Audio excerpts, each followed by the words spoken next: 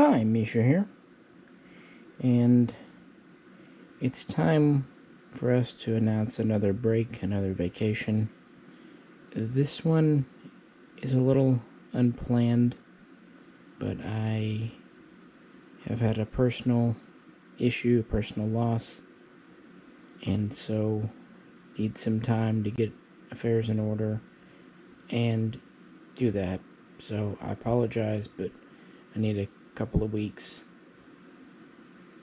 But before we let you go for that, we wanted to pose a question. What happens when two cartridges fall in love? So we have the Russian Makarov PM, and it's 9x18 round. And we have an AK-74. You could say Russian, but this is actually my Bulgarian SLR 105, but it'll do for a Russian. And it's 5.45 by 39 cartridge. And actually, both of these firearms were designed around these cartridges. 9x18 was a development of World War II Nazi Germany's 9mm Ultra, 9mm Police, which was considered the strongest, most potent round that could be operated out of a blowback gun. So once Russia kind of selected this round over continuing with 7.62 25 Tokarev, that's when they had trials and came up with the Makarov pistol, which is, yes, a direct standard blowback gun, double, single action, with decocker. You know the drill. It's an all-steel gun, about a little under 6.5 inches long, 8-round box magazine, a barrel that's about 3.85 inches long. And because it is all steel, it's not the lightest gun in the world. Not super heavy, but you're looking at something that's about 25 ounces. And that was the standard gun. It was trialed out in the late 40s, adopted in 1951, but it would take a couple of years to go into full production because it was not a high priority. Russia had other things on its mind. But as it would come online, the 9x18 cartridge would kind of become the standard. And it actually was a very good self-defense round. I'd say under 25 meters. Pretty good little bullet, honestly, for what it was meant to do. Likewise, of course, the Kalashnikov, the AK-47, originally fired 7.62 by 39. Well, actually, it was 7.62 by 41, but this was very quickly changed to the updated X39 cartridge well before full production. The AKM took over with its stamped receiver in 1959, and then in the 1960s, after kind of seeing the performance of the early 55 grain 223 round of Vietnam, Russia decided to go into this newfangled small diameter, high velocity was kind of the thing to do. I've often joked that it seems like 223 gained more acclaim and attention in Russia than it did in the USA at the time. So really what Russia did originally, they were able to get their hands on some 223 rounds. This is long before 5.56 NATO was adopted as a name. And they would work with them, essentially stuffing the 5.56 millimeter, the 223 bullet, into a neck-down X39 cartridge. And work was well underway by 1966. And by 1968, trials were ongoing to make the new rifle. And really by 1970, they'd narrowed it down to a couple of designs, and then finally the design from Kalashnikov, or rather his team, was adopted in 1973. And then finally, the 5.45 round, which had basically been standardized earlier, was kind of granted its finishing touches and formally officially adopted in 1974 is the 7.6 cartridge. And it's still very much in use, along with the AK-74, or at least modernized variants of it, today in Russia. But what if we combined the two? Recently, Chris Bartacci of Small Arms Solutions donated a handful of these to the channel. This is 5.45 by 18. A very interesting little cartridge. And it's exactly what you think.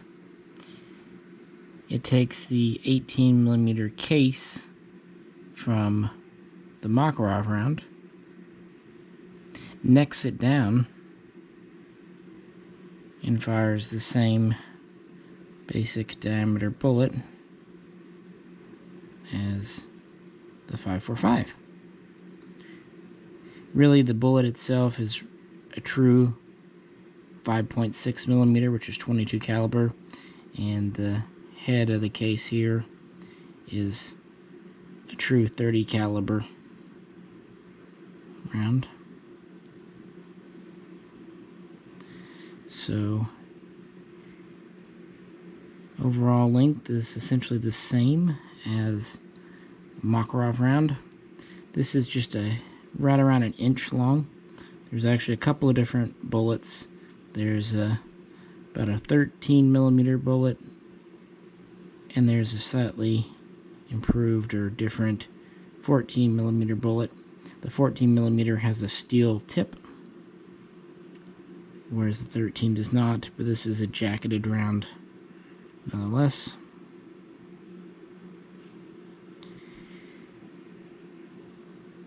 So why did they do this? What was the purpose? There's actually a lot of mythology surrounding this cartridge, which shouldn't be surprising because there's a lot of mythology surrounding 5.45 by 39, often called the poison bullet.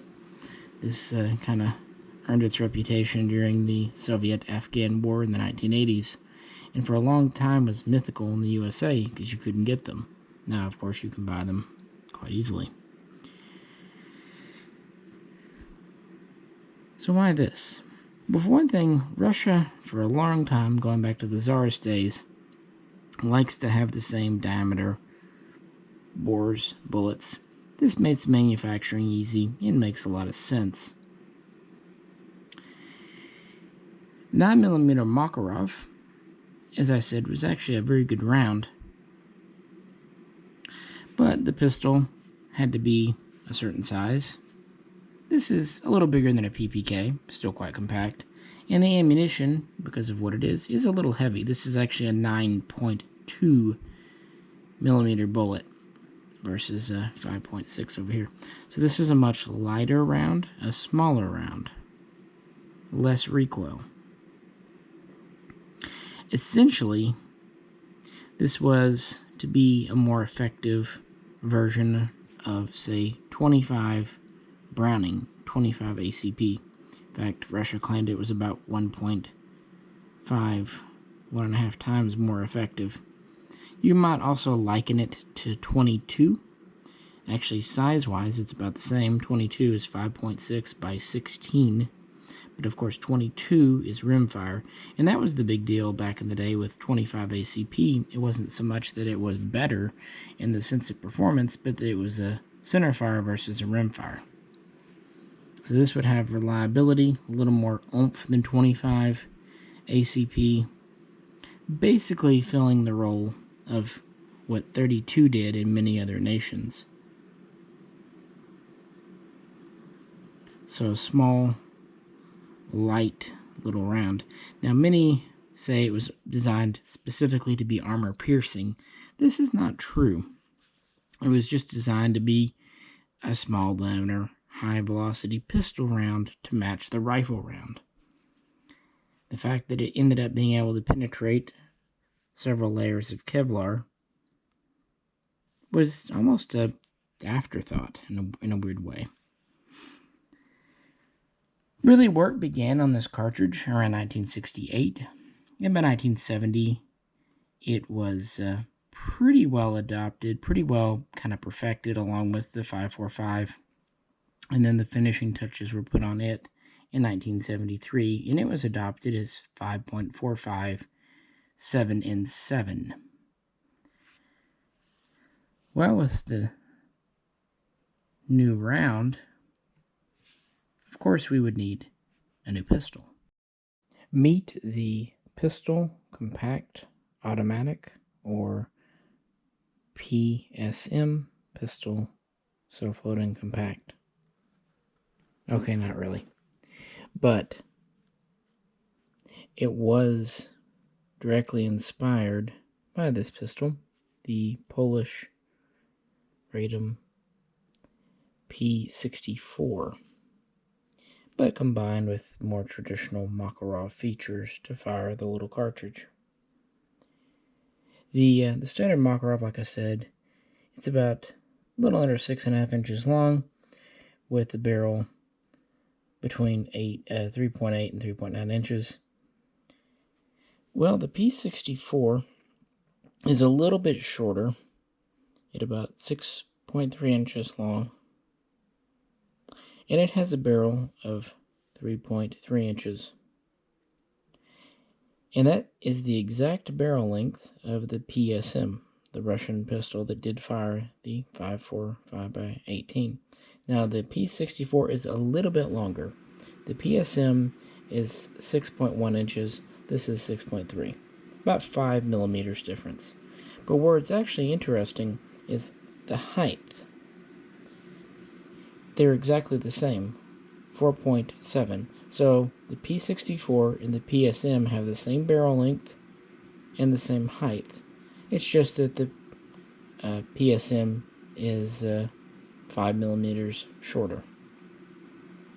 It's also, the PSM, a little thinner. These are not wide guns by any stretch of the imagination, under 1.25 inches. But the PSM can be as little as 0.7 inches, not counting its safety decocker. Even with it, it's still under an inch wide. So, very thin gun. The PSM is made of steel, as these are, but whereas the regular Makarov, like I said, is about 25 ounces, and the Polish here is about 21, because of how thin it is, and the smaller, lighter barrel, it's just over 16 ounces. Not very lightweight by today's standards, perhaps, but very light by the standards of the 1970s. So my point is, the PSM wasn't that much shorter, or even either front to back or top down, but it was considerably lighter and thinner, hence easier to conceal and carry all day. The regular Makarov has an 8-round mag, and the P-64, because of its shorter height, has a 6-round mag, but of course it's still firing 9x18. Because of the smaller cartridge again, we're able to actually get 8 rounds in the PSM. So there's another advantage of a couple of rounds. Other features, it's a double single action, it has a decocker. Actually, the controls are very similar to the P-64 again, because the P-64 does not have an external slide release as the Makarov does. It does have an internal last round hold open, and it has a magazine very much like that on the Makarov, and its sights are fixed at 25 meters, which, to be fair, is a little optimistic for a 3.3 inch barrel firing a 22 caliber bullet, but it is high velocity at least, so you do have that going for it. And yeah, that's about it. One other interesting feature, its grip panels were actually originally made of an aluminum alloy or steel. I really forget. I think it might have been steel. I really forget. Either way, thin metal grip panels. This was done for that, obviously, the depth. Newer production ones would actually go to a modern polymer, once polymer technology kind of got where they could make them that thin and still be durable. So it's kind of an interesting little feature of the PSM. Both the 545 cartridge and PSM were kind of designed together at Tula by a pretty large development team. And then once they were ready to go, actual manufacturing was transferred over to Izhevsk, today, well, which became Izhmash in the 90s and today Kalashnikov concern. And it was put into production in 1973, but it was limited production. So was this meant for special forces, assassins, as an armor-piercing, assassinating bullet for assassins? No, not really. Like I said, it took the place of either 25 ACP or 32 ACP. This was primarily intended for carry by higher-ranking officers, where a pistol was a last line of self-defense or just a status symbol. But people that would not be using a gun regularly, but still needed to carry something, hey, it can be light and inobtrusive. Also, because it was so thin and easy to conceal, it was designed for use by Russian police, the militia. Although the KGB and other security agencies were also interested, it didn't acquire some too. So there was a little bit of use there. But it was a specialty pistol, and the fact that the steel-tipped version of the projectile would penetrate soft body armor, kind of earlier Kevlar stuff, was an added bonus. And it's good because this is not going to make a very big hole, so if it can't make a big hole, at least it can punch through. Not unlike, say, FN's 5.7 cartridge, although that's certainly more effective and much larger. And they would produce these in limited batches throughout the 70s, 80s, 90s, and theoretically even today, although I don't think they still are making them. I think it's just one of those things. It's in the catalog. They could make them if needed, but probably not something, because there are newer or modern rounds. They were also of limited success as export. Of course, many of the nations of the Soviet Union would get them, and of course, when Russia would when that would whole break apart and we had the Russian Federation, they would retain them. They would also go to places like Bulgaria, and Ukraine still has some. So they would get around, but they really wouldn't make it outside of the immediate comm block around Russia, because it was such a specialized gun. And places like Poland had their own gun here, the P-64. Hungary, of course, had the AK-59, soon followed by the R-61. So the idea of a small little Makarov Russian-type gun was certainly not a new thing.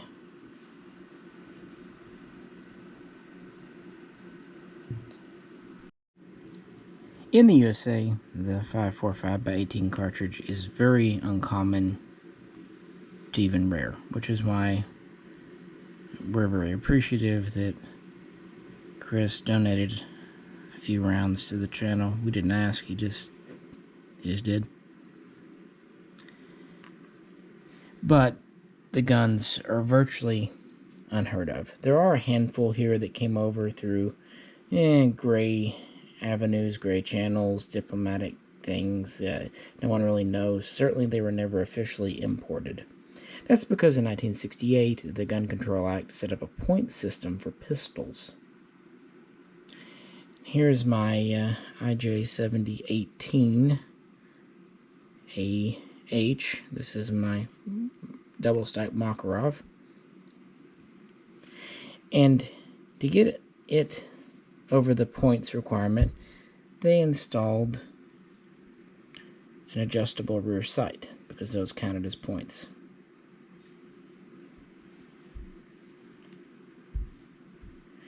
Another one here, this is my Hungarian FEG SMG 918. This was actually quite famous for being the smallest gun allowed in. It's very light and small, it has an alloy frame. It's actually very close in weight to the PSM, and actually dimensionally it's quite similar too.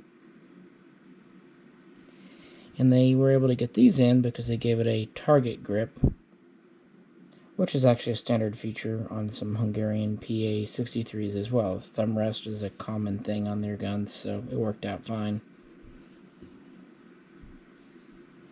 But yeah, guns that come in have to have a certain number of points, and the PSM just wasn't really likely to meet that. They actually did try. There was a version known as the IZ-75, which was chambered not for 5.45 by 18 because it's such a rare cartridge here, but rather the somewhat more common 25 ACP.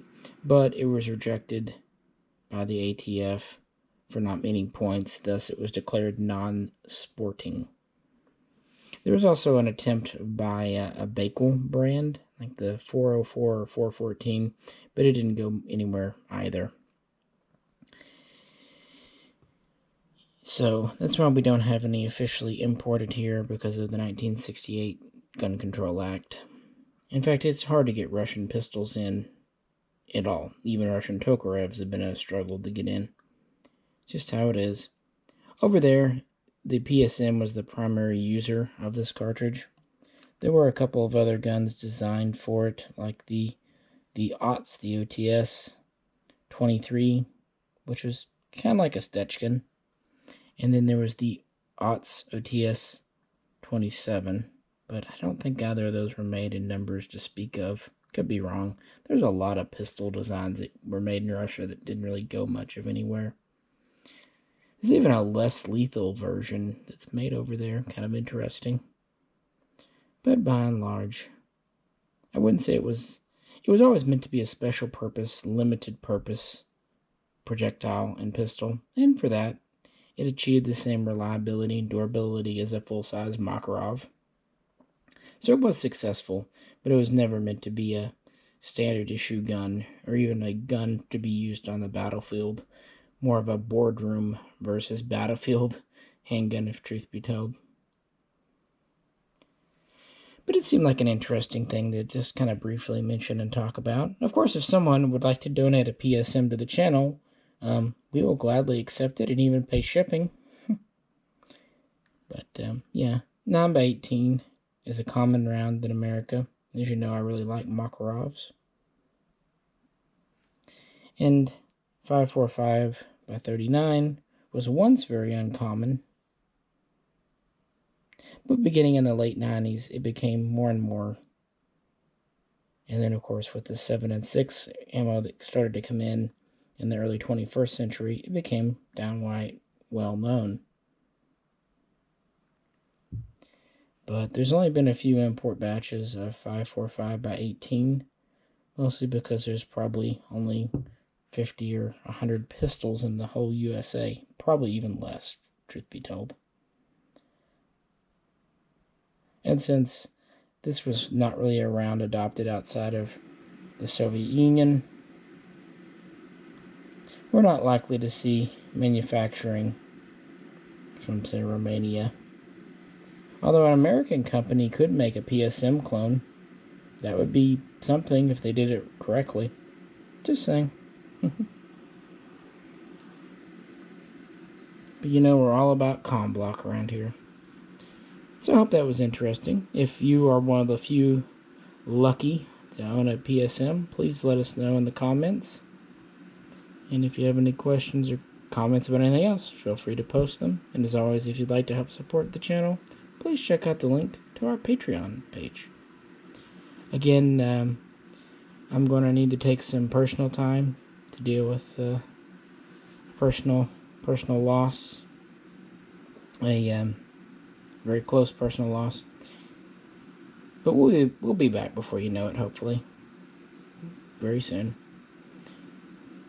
And we should be well into springtime then. We'll be posting this video at the tail end of winter. And there have been some really neat guns that have come out recently. And hopefully we'll see some more coming up through April and May. So we should have a interesting spring and summer for both you and us. With that, as we come up on 10 years on this channel, a decade, and coming up on 1,000 videos, we greatly appreciate all of your support over all the years.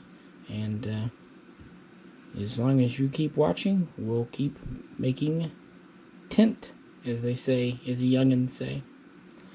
This is Misha, And Jay and I both will be back very soon. We'll catch you then.